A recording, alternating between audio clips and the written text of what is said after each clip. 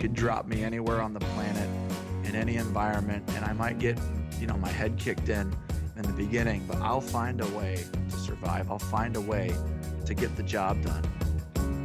Yeah, there's a little doubt, but you know what?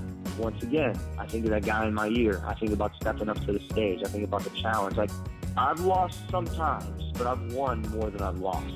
And so, I bet on me any day.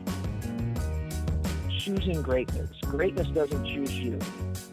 You have to choose it. And, it's hard. I think there was a hunger in me. There was a desire just to make a difference. There was a desire to not just be status quo, a desire to not be average. This is Conquering Columbus.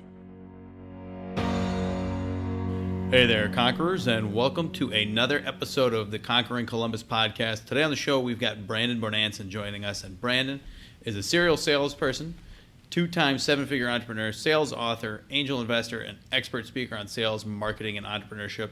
And he also happens to be the founder and CEO at Seamless.ai here in town, a sales leads company based in Columbus where they help companies maximize revenue, increase sales, and acquire their total addressable market instantly using artificial intelligence. We're really excited to have Brandon on the show today to talk about his journey and how Seamless.ai became what it is today. Welcome to Conquering Columbus, Brandon. Hey, thanks so much for having me. I appreciate it, and thanks to audience for tuning in.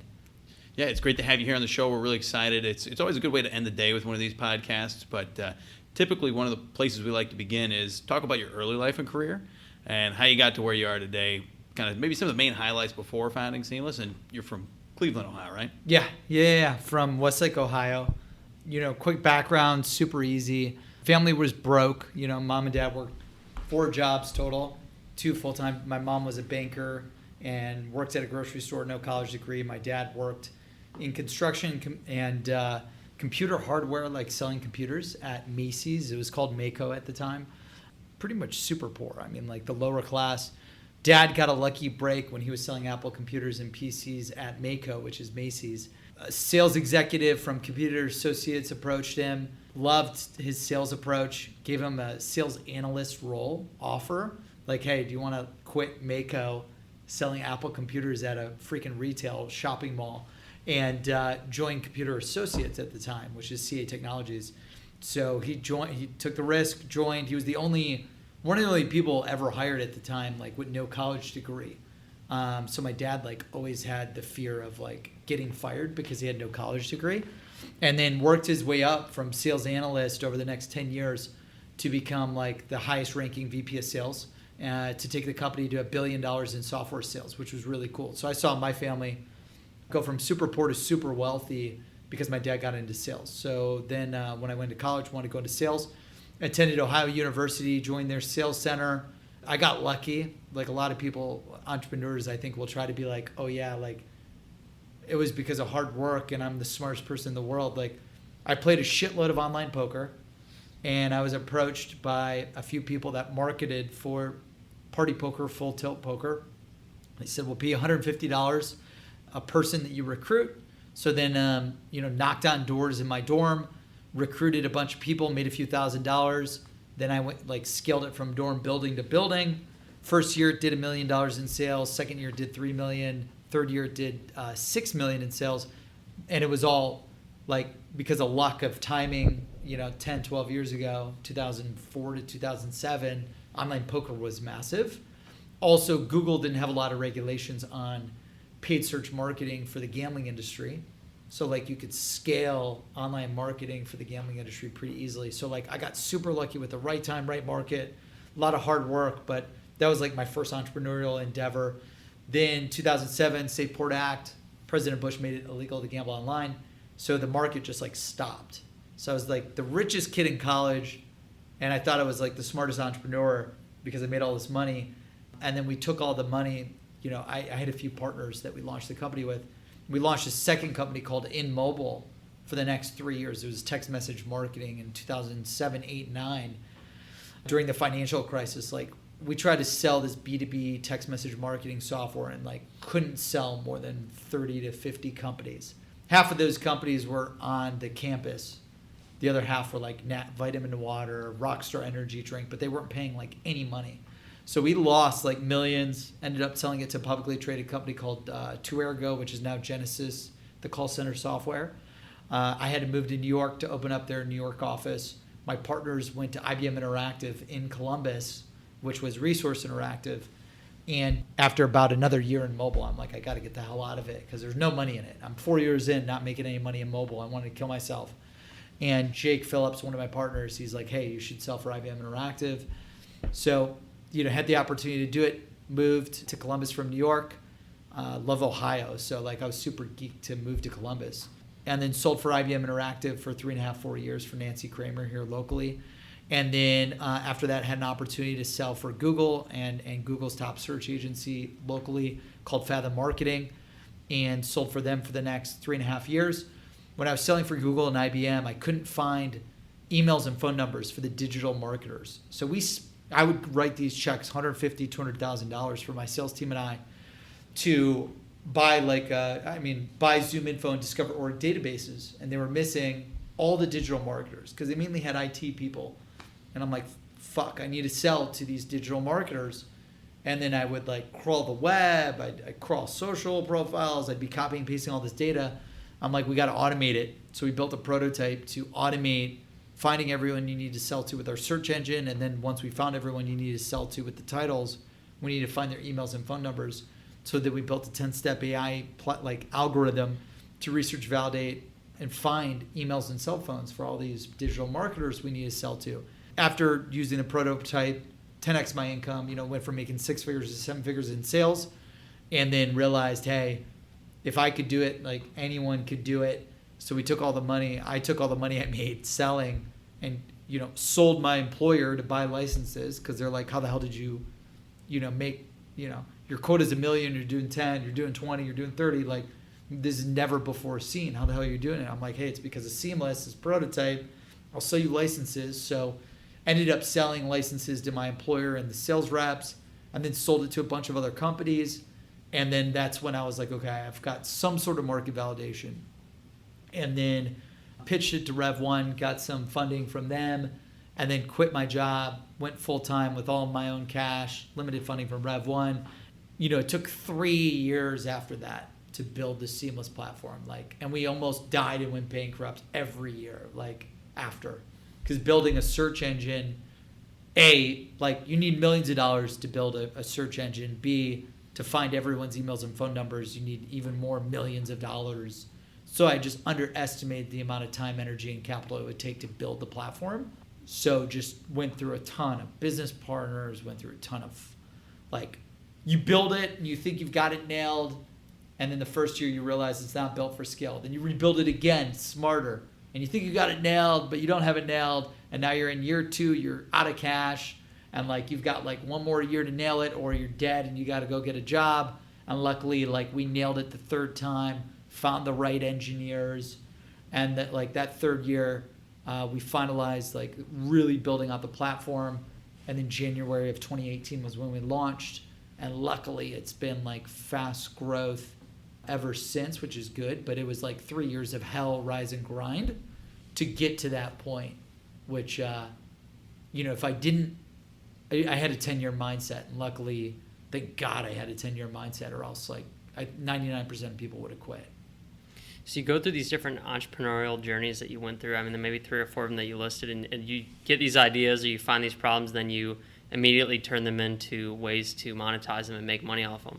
I think a lot of people struggle from making that flip to actually going out and making something out of the idea or whatever they see as a problem. So What do you think about you and your personality made it so easy to convert those things? I think it was because I came from a broke family, at the beginning. I think it was coming from being broke, growing up, and then also my dad just always supporting me to just go all out. If you're going to do something, go all out, go all in, and take the risk. And if you fail, it doesn't matter. And then I just kept studying these millionaires and billionaires, and that's all they did was take massive risks, and they went all in on themselves. So at a young age in college, I was always studying these entrepreneurs. Ryan Ellis wrote 0 to 1, and he took eye contact to, I think, a $270 million exit to Vocus. And I was studying anyone that wrote about Guy Kawasaki, and now Guy's an investor in Seamless. The Art of the Start. I studied these entrepreneurs when 12 years ago, and there wasn't like a shitload of books out there on being an entrepreneur, and it was always just about like just taking the risk, making the jump. And I got lucky because I did that like right away in college, so I saw how lucrative it could be. Now, the first venture went great. The second venture, where I burned through everything I had and like literally had to steal to eat in college because like I had no food. I had no money. Like I was like negative hundreds of thousands of dollars in my bank account. That's when I was like, I'm done with being an entrepreneur. I'm like, fuck this, I'm out. And quit. And that's when I sold for IBM and Google. I'm like, I'm done being an entrepreneur. Because it was just a long 7 years, 3 years of success, 3.5, 4 years of like hard grind. I'll call it a failure. The Acqui-Hire acquisition like made 50 to 100 grand. It was like no money compared to like what was lost. So I think like I just got lucky at the beginning. Like if I did that first venture and I didn't get lucky, I probably would never have done it again. But that gave me like, oh shit, I could do anything and like make it work. And then from there, going into sales, if you know how to sell, you could do anything. They say all the billionaires, all the millionaires, like all the self-made billionaires, their former jobs were selling. So like if you could sell, you could do anything. So I think I just got lucky with the early success. I was obsessed with selling, and then merged that together. And then like my second company, I got really egotistical. Like the first venture, like 18 to 21, when you got a business where you're making millions in sales, like you think you know everything. And then what was awesome was I got my ass kicked, my second company, from 21 to 23, 24. So like I got humbled. Like leaving the first company, it was like, I know everything. I'm not going to listen to anyone. Like we had investment offers from like Third Frontier out of Athens because I went to OU and we were running this company at OU, and we were talking to investors in Columbus, and like we just used all of our own funding to fund it. And like we had advisors telling us like, don't get a massive office space. And we got a 30-person office space. They're like, just run it out of your dorm. And like, no, we want everyone to know we're the smartest entrepreneurs. So like we got, everything that I highly don't recommend now. Like we got this massive office space. We always cared about what the press talked about us. So we were so focused on like PR and people talking about how awesome our company is, even though we had no clients or very limited clients. And then we just kept losing every year after year, to where getting my ass kicked within mobile taught me like to be humble, be hungry, sell like a motherfucker. Don't focus on what other people think or see. Like the only thing that matters is sales and revenue and product market fit. And if you could build a product that delivers awesome value to the customer, and you have to be able to sell it to a lot of people, that's what kind of that loss taught me. So I think that answers the question at a high level. Yeah. Vince Lombardi always said, never read your own press. So I think it's definitely applicable to all of us, right? Good or bad, it's never good to read it. But I guess what I'm curious about, tying back into it, we talked a little bit about how you leave Google, you found this AI scraping tool. Yeah. So artificial intelligence, right? We That's pretty built it. complex. Yeah, that's what I'm saying. You built this tool. So do you have that technical background? Did you work with somebody on your team? Did you have a technical founder you worked with? Yeah, good question. I mean, so selling for IBM Interactive, you're doing like complex software development, digital marketing sales. Like I was selling global website development projects for like Kohler, Adobe, Google, Xbox, Microsoft, like these massive $1 to $10 to $20 million website redesign deals. So I didn't know anything about that stuff before working at IBM Interactive. And then like you just learn everything about the software development cycle, from wireframing to design to like back-end development, front-end development. Because I would have to write the proposals, work with the tech team, work with the PM team, work with the creative team, work with everyone to put together the 100-page proposal, then have to pitch it like I know what I'm talking about as a 24-year-old or whatever, pitching to the CMOs and CTOs in San Francisco, in New York, you name it. So like that gave me the MBA of like how to build massive software at scale globally. And then when I was selling for Google, that's when I learned about search. like all the algorithms that go into the search. How does it work? What are the factors in finding the data, relevant search results? And then I just researched like, okay, well, I knew a lot about it at a high level. And then I would just research like, okay, well, if we wanted to build our own search engine at the core, what are the algorithms and the databases required to do that, and structured and unstructured data? And how do you gather all of that data and structure it and make it relevant and make it, sorted and filtered in the right way? So I just took like every day I would just read about building search engines. And like I bought all the books on building search engines. And like even though I didn't know half the shit that it was saying, you just like, if you don't know something, then you just Google it or figure it out. And then luckily at Rev1, I was partnered with an advisor, Mike Blackwell, who built and ran AOL Search. So, he came from CompuServe and AOL, built AOL Search Engine. So he helped coach me. And then I brought in a CTO at the time. And we put together the prototype and then extended the prototype. The problem with a lot of my partners in my experience was I kept bringing on like really young engineer partners or CTOs or like VPs of engineers that thought that we would like in 6 months build the next Facebook or Google. And they had like, they didn't have I had the 10-year mindset. Like this is going to be rise and grind hell for 10 years. And in the end, if we survive 10 years, we will have a great outcome for our customers, for us, you name it. But unfortunately, like when I was hiring all these young engineers, like they just had this mindset of we're going to build something and become billionaires in a year. So they kept quitting. Or the engineering task was so freaking massive and hard and difficult that it exceeded what they even knew how to do. And because like the engineers that it really needed were like 250K engineers, and they needed like 3 to 5 of them, to where like after a year or two of trying to build it cheap with like cost-effective engineers, I was like, all right, I raised a few $100K, got the right engineers, then built, this is the third year. So first year, brought on an engineer. We tried to build it, got halfway there. He quits 6 to 9 months in. Then I have to go find more engineers, bring them in. We have to redo it, rebuild it for another year. Then they quit or they don't make it. Then it's like, okay, this is it. This is like 2 years in, I'm out of cash. Now we've acquired customers throughout the 2 years. So like we'd acquire customers on the software. Then we had to shut down the software to rebuild it. So I'm like, okay, you're using the software to find emails and phone numbers for people in the search engine. Well, we need to rebuild it. And we have to shut it down. So we're going to manually find and build your list for you.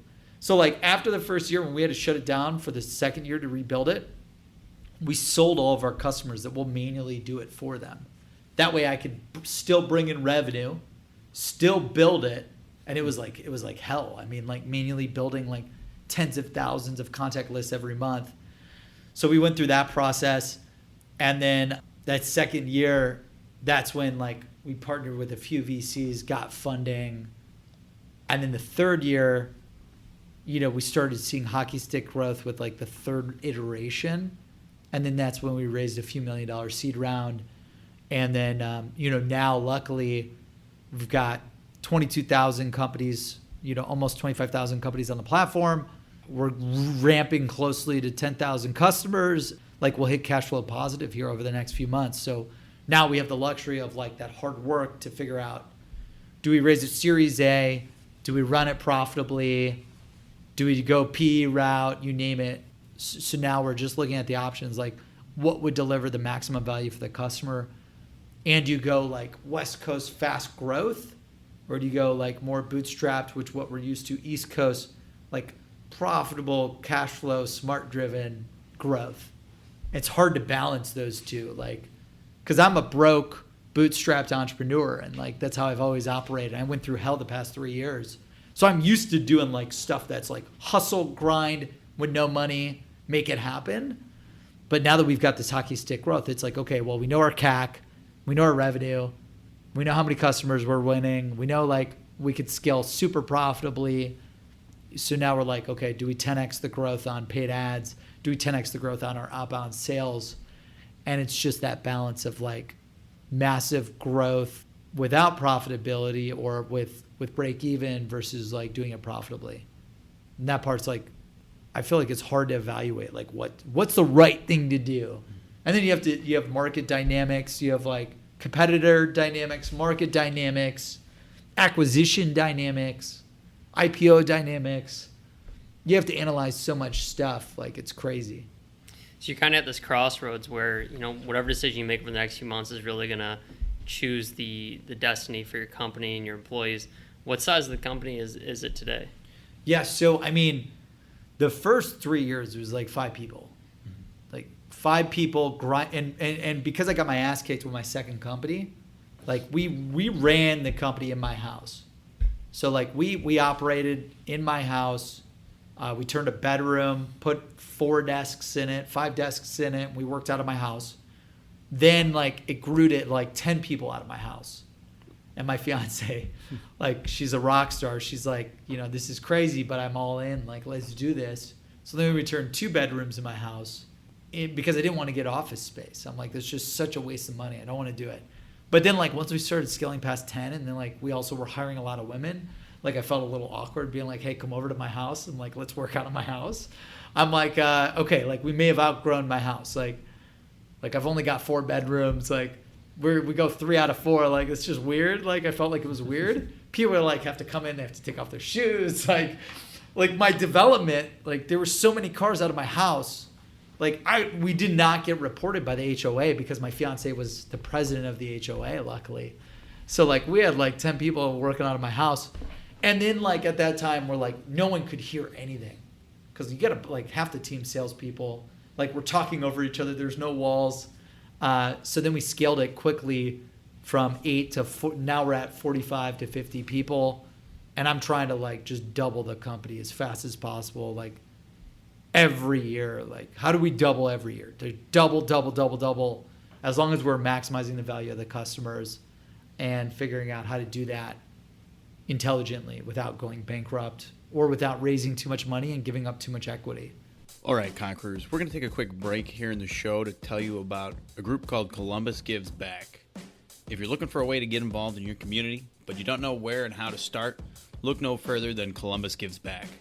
By partnering with over 150 Central Ohio nonprofits, Columbus Gives Back makes volunteering fun and easy by offering 30 to 40 volunteer events each month that are free of cost, commitment, and hassle. Sign up for your first event today at columbusgivesback.org. That's columbusgivesback.org. Conquering Columbus would also like to take a moment to thank the 11th Candle Company. 11th Candle Company may be in the business of selling candles, but the social enterprise thrives on igniting hope. Employing women who have experienced human trafficking, 11th offers the resources to redeem, empower, and support them on their journeys to burn bright again. Every candle sold shines a light on an issue that often walks in darkness and provides hope to once trafficked women on their path to redemption. Come pour your own candle of hope at Polaris Fashion Place across from the Apple Store, or visit www.11thcandlecompany.com. That's www.11thcandlecompany.com, and that'll be linked down in the show notes.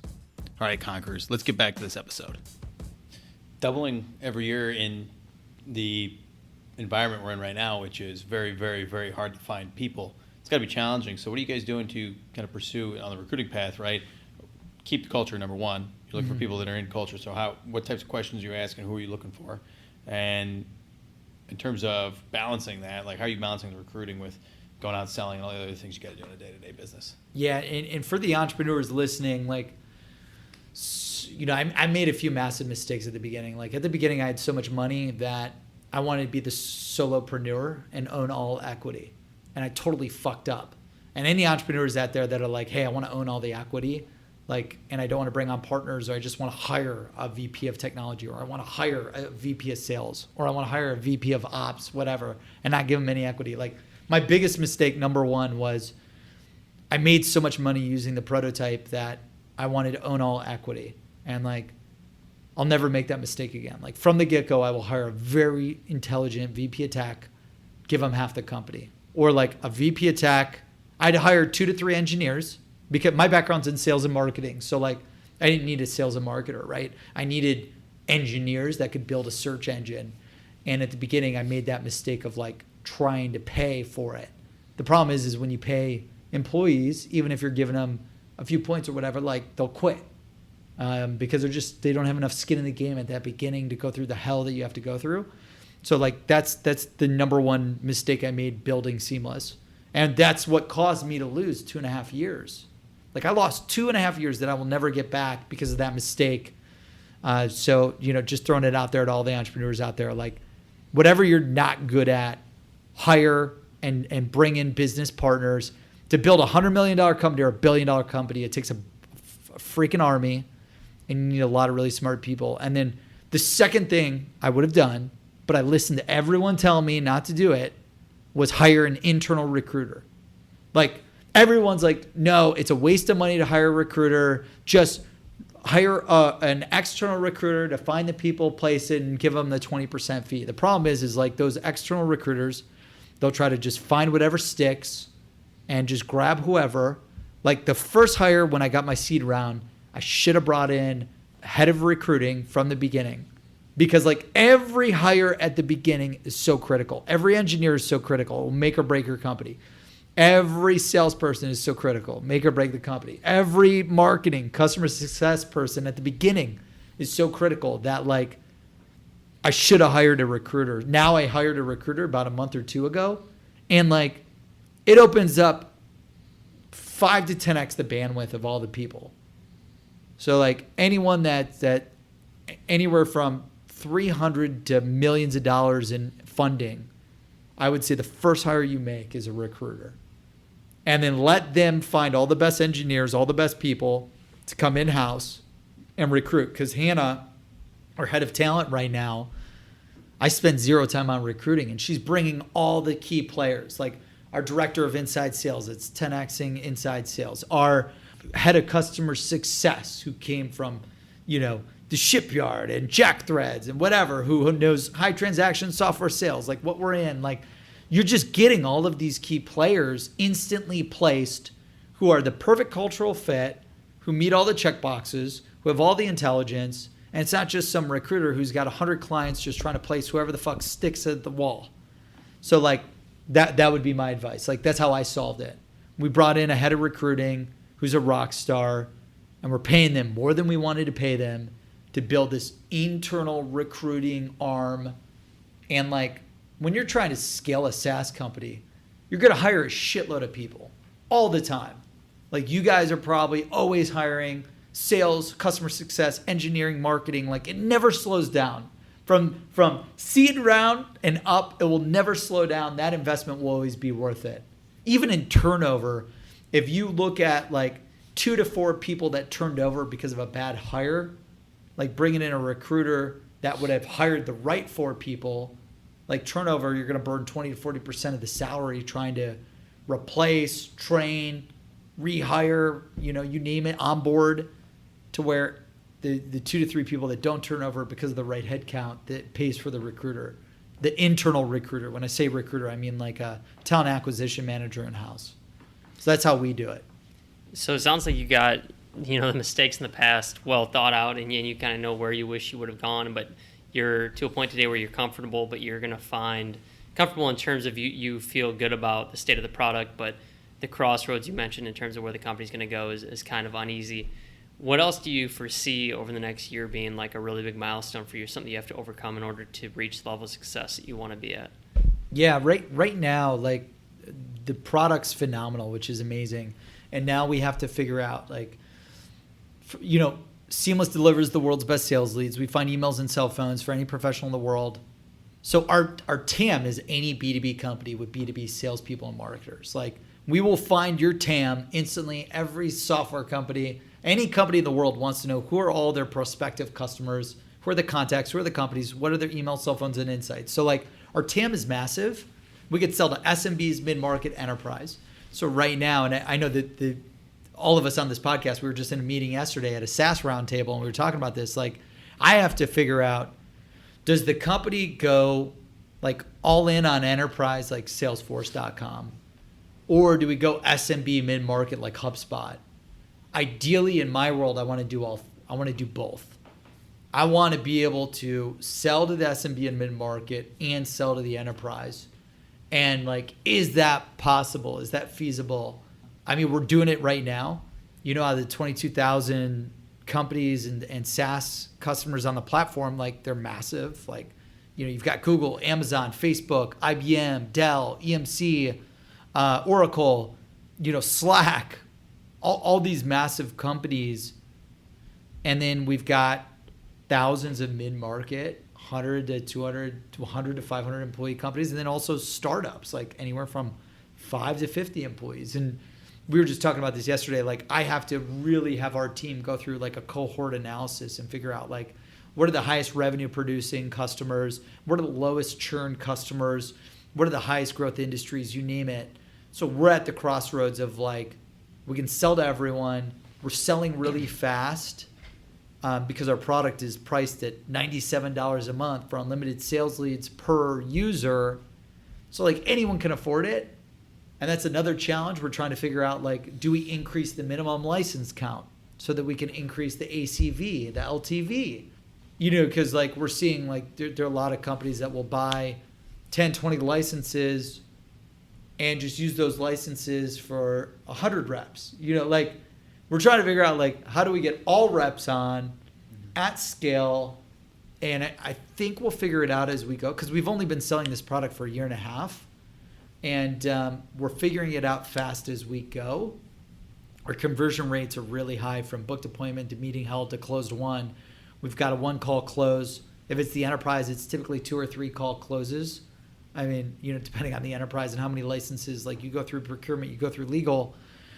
So we're just trying to figure out what's the fastest way to get to $100 million in value, right? And to positively impact 1 billion people. So running the cohort analysis on all the customers and all the users, I think will help define that. Because I don't have the exact numbers on how to do that today. I think that would provide, using data to tell us what to do and where to go is where we need to be at.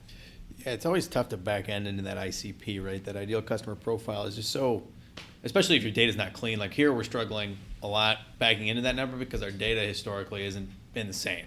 Yeah. So if you're not keeping that data the same from the time you start to the time you sell or whatever you do with your company, right? It's that not having clean data is going to kill that process and makes it so much harder. So I mean, I think one thing I've learned at FMX, if you're an entrepreneur out there, is keep your data clean. Yep. But I guess, and analyze all your data. Right, Like, and analyze it. Yeah. Analyze, like profile every single customer and user on your product. Even if you're in retail, whatever business you're in, SaaS, retail, anything, like profile the customer, usage metrics, like high usage, low usage, no usage, login attempts, login over time, license count over time, churn over time. I mean, now we look at all the data. We use bare metrics. So like we've got the real-time revenue feed, churn feed, everything. But I need to know exactly like what sub-industries, what industries, what employee sizes. And luckily Seamless has all that data. So it just reverse appends that data for our customers. But we're getting better at tracking like no usage, low usage, high usage, logins, all of that jazz. We're finally like parsing together because we've been running fast from 5 to 50 in a year and a half, to where we hired the customer success and product people to help bring that stuff together. Because right now it's like, hey, we get alerted that you've used a bunch of credits. We're going to sell you on upgrading. And it's been like kind of like the wild, wild west. We went from no inbound to now we get hundreds of leads a day. And like, it's just a world that I've never been in. Like I've never been in high transaction software sales. I've never been in a shitload of inbound versus like, I've always had to sell outbound, 7-figure deals, enterprise. So it's like just studying like, okay, what do all these freemium companies do? Because Seamless is free and anyone can sign up for free. I've never done a freemium SaaS product before. So it's like studying Dropbox, Smartsheet, Lucidchart, Box.com, Loom Video, like Slack, like anything that you could study these freemium models, DocSend, and you just try to figure out like, what the hell did they do? How can I do it smarter, faster? And then use that data to inform kind of like where you're going. So how do you maintain culture and build a culture with so many people remote and working in different cities? Because we've got like half of our company remote. Like originally it was like local and remote. And like when I started the company, I just had to find talent wherever they were at. And there was no way I was competing with a lot of the local companies here. So I had to hire people anywhere in the US that I could find. And I mean, dude, with Slack, with Zoom video, like you just over communicate.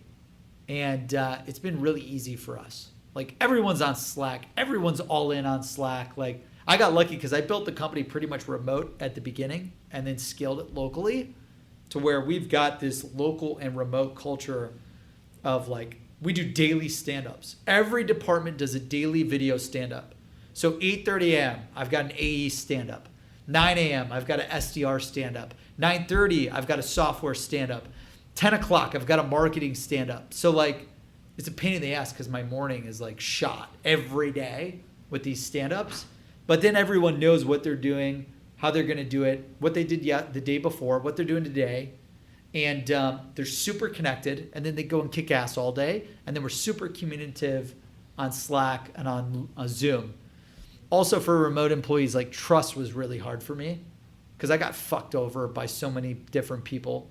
Devs, salespeople, you name it. Like I had a CTO that I hired where like it was like my last 150 grand I'm paying him. And I find out that he's also working the same time for another big company and was screwing me over. And like, so I just got burned so bad that I'm like, okay, we're rolling out Hubstaff. Hubstaff tracks time, it tracks activity, takes screenshots of what you're working on. And like, it was just like, hey, you want to work remote? That's cool, but you got to use Hubstaff. And it's not that I don't trust you, but it's just a mutual respect thing. Like jump on Hubstaff when you're working, use Hubstaff. When you're not working, don't use Hubstaff. So it's like Slack, Zoom video, and if you're remote, you got to use Hubstaff. You don't want to use Hubstaff, move to Columbus, Ohio. Just like we know if you're working in the office, if you're in the office, like fucking jump on Hubstaff. It makes a lot of sense in like having a program like that. And if you get a problem with it, like right. then go work somewhere else. Yeah. I mean, if you get a problem with it, then like, hey, that's a you problem, right? I guess. I mean, we have the only reason you'd have a problem with it is if you didn't want people seeing what you were working on during the day, and that's sketchy. Right? Yeah. It's just sketchy. Why do you not want me to know what you're doing? If you're working on other shit besides what I'm paying you to do, like it shouldn't be done during work hours. Mm-hmm. And it's not that I don't trust you. It's just like the only role that you can actively manage with a high degree of data is like sales. Mm-hmm. Like sales, calls, emails, social touches, pitches, deals, close one, you name it. Like it's the most visible role. Everything else is really hard to manage. Software development, marketing, customer success, you name it. Because like I had my VP of tech at the time, like he was slacking with me a lot. Yeah, well, he's working on this other Fortune 100 full-time deal fucking me over. So, like, I just have a high degree of, I'll give you massive autonomy, but there's a high degree of accountability. And trust is built over time. Mm-hmm. Like, you're a great person. I trust you. We're going to be using Slack, Zoom video, and Hubstaff. And that's just the deal. And if that doesn't work for you, then go work for someone else. Well, Brandon, I think it's kind of a good place to pivot towards some of our last questions of the show. And number one is always centered around goals. What are you guys' goals for the next 3 to 5 years? What are your personal goals? Yeah, I mean, over the next year, we want to get to a company that's valued at $100 million.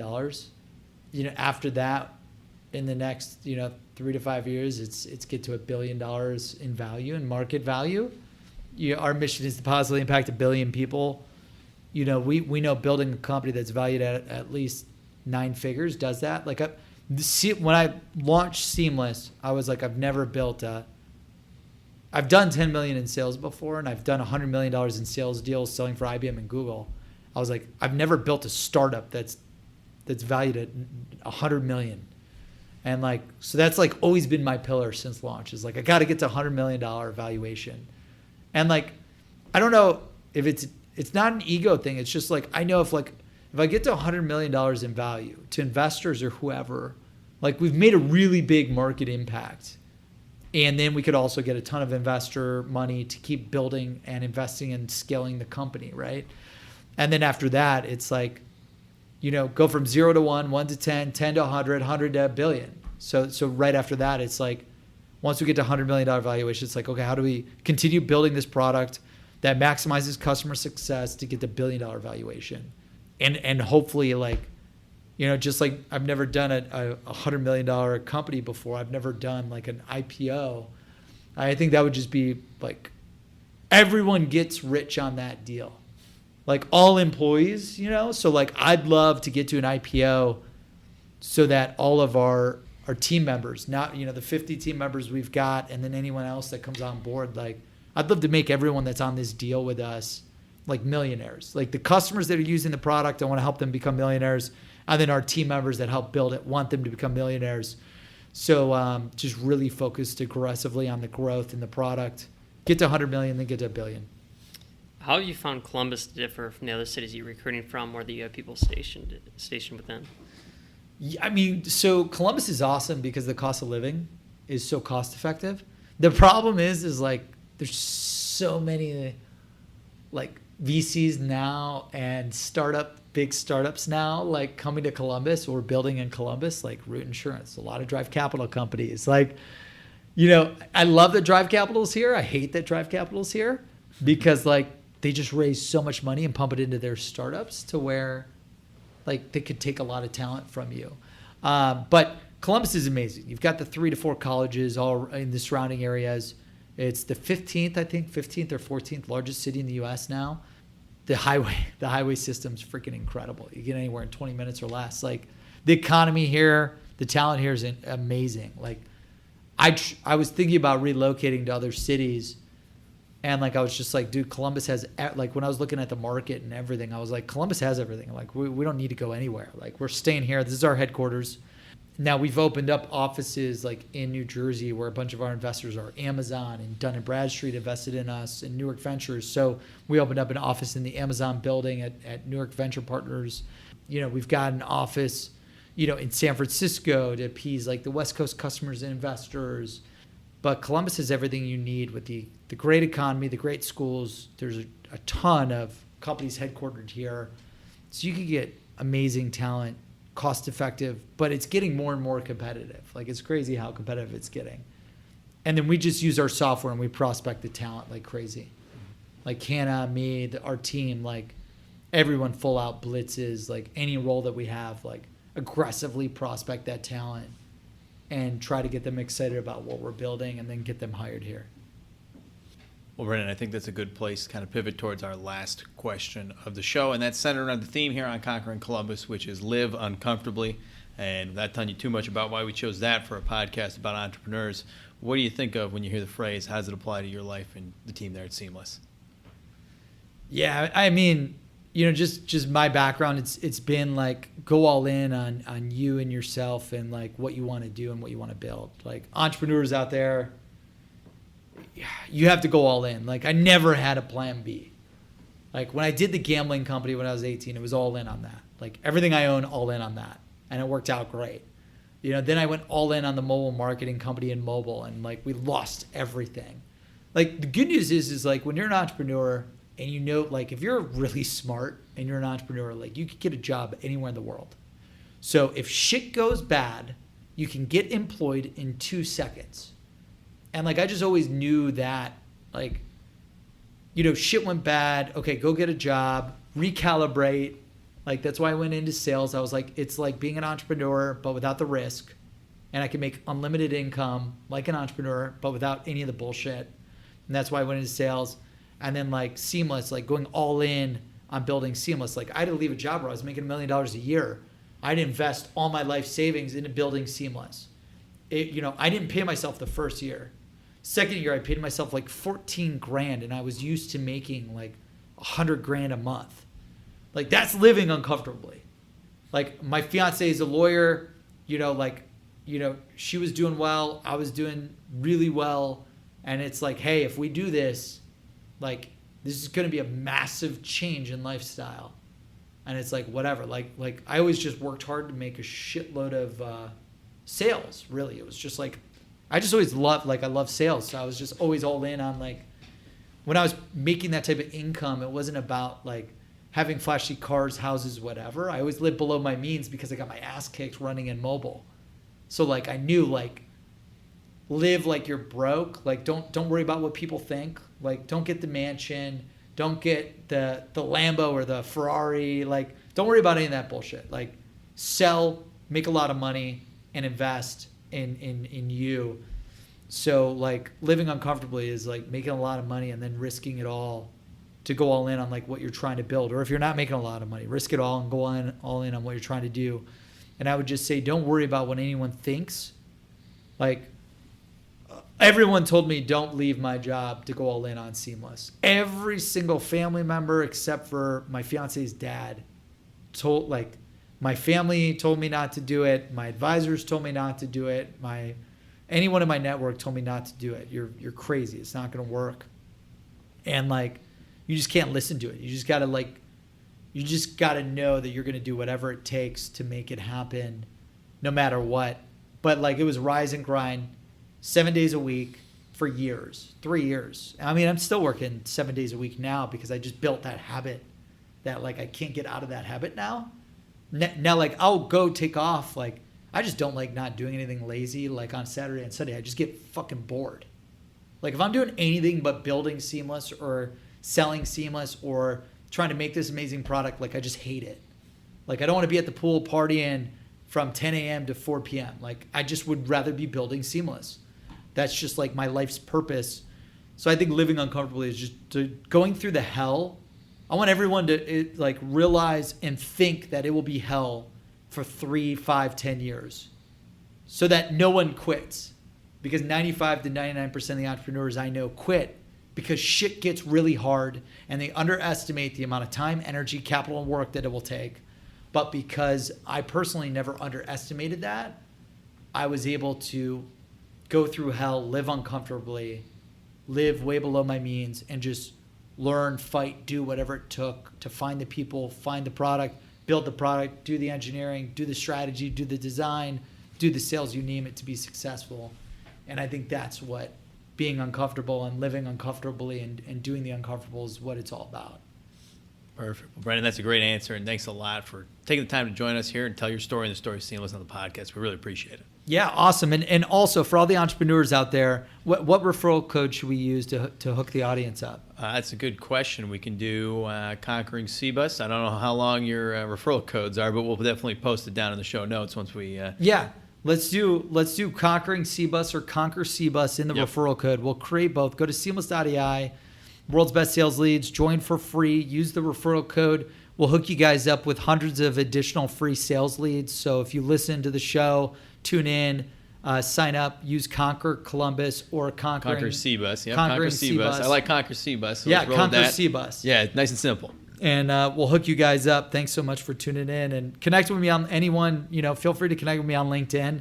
I post every day about the hustle, about sales, about entrepreneurship. So would love to connect with all of you on LinkedIn and join Seamless and make a lot of money and tell me about it. Yeah, well, you heard the man, guys. So check out the links down in the show notes. Again, Conquer CBus. And thanks so much for tuning in. Hope you guys enjoyed that episode with Brandon. We'll talk to you next week. Hey, Conquerors, that's it for the episode today. Hope you guys enjoyed that episode and learned a lot. If you did, make sure to leave a like, share us on Facebook with your friends. We really appreciate all your support. And every time you share our podcast or leave a review on iTunes, it really does help us out. Before we let you go, we want to take one last moment to thank all of our incredible sponsors here at Conquering Columbus. And that starts with Small Biz Cares.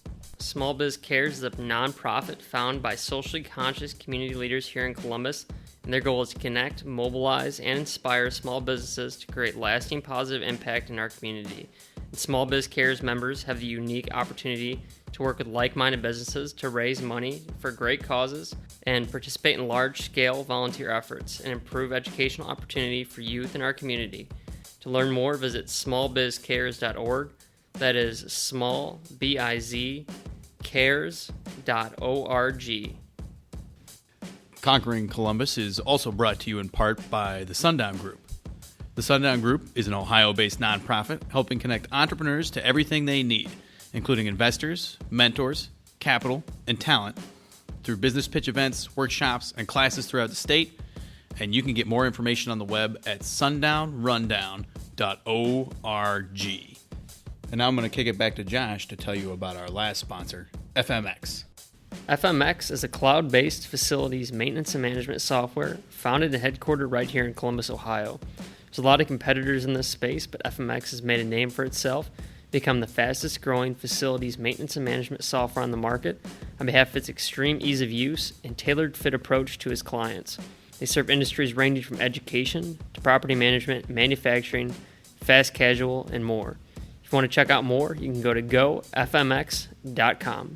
You could drop me anywhere on the planet in any environment, and I might get, my head kicked in the beginning, but I'll find a way to survive. I'll find a way to get the job done.